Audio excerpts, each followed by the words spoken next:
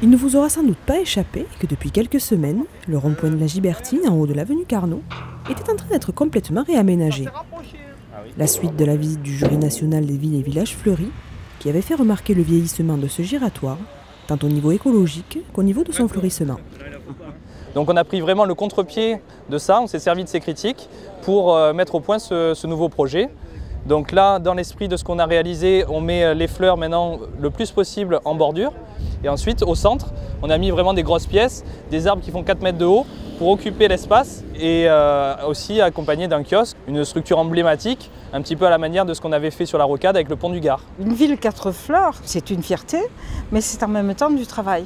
Parce qu'il faut sans cesse entretenir. Et nous avons demandé à notre service pôle environnement urbain d'imaginer une autre structuration de ce rond-point.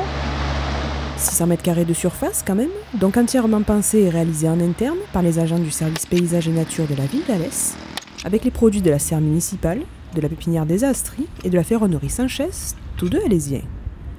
Objectif, faire des économies en générant le moins de fonctionnement possible par la suite. L'exemple typique, c'est l'arrosage du gazon. On est sur un système qui est enterré, ce qui fait que les jours de vent, l'eau ne risque pas d'aller sur la route.